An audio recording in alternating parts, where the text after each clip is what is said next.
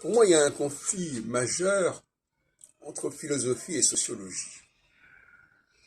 Quand on pense à la vie politique, on est tout de suite happé par la sociologie.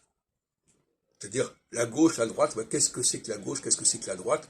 Ben, voyons ce que les gens disent à ce sujet, voyons ce qui se pratique. Ça, c'est de la sociologie.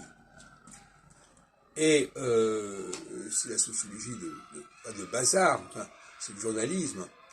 C'est une façon de dire, ben voilà, celui-ci est à gauche, donc celui-ci, si celui-ci est à gauche, ce qu'il dit est de gauche, si celui-ci se dit de droite, ce qu'il dit est de droite, etc. On va pas très loin dans ce genre de raisonnement.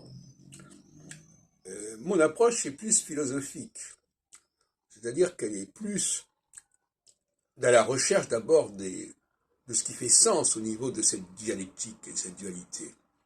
Qu'est-ce qui fonde véritablement la dualité gauche-droite? Quels sont les véritables enjeux? Alors vous me direz, oui, mais ça n'a pas d'importance, parce que de toute façon, les gens, ils votent par rapport à une réalité sociologique. Oui, ils votent par rapport à une réalité sociologique, peut-être, mais malgré tout, la société, elle fonctionne sur des fondements extrêmement profonds, extrêmement anciens, que seule la philosophie, à mon avis, est capable d'explorer et de décrire. C'est pour ça que je dis qu'il y a une conflictualité entre sociologie et philosophie.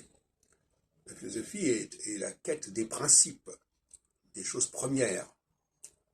La sociologie, c'est plutôt l'étude de ce que ça a donné, de ce à quoi ça a abouti.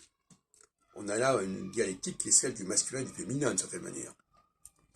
Donc le masculin serait plutôt du côté du philosophique, et le féminin plutôt du côté sociologique. Et donc là, il y a des malentendus sans fin. Et aujourd'hui, croire qu'on peut répondre à la question de la gauche et de la droite en étudiant le discours des uns et des autres parce qu'ils se référeraient eux-mêmes à la gauche et à la droite, ce serait un petit peu naïf et en tout cas un petit peu rapide.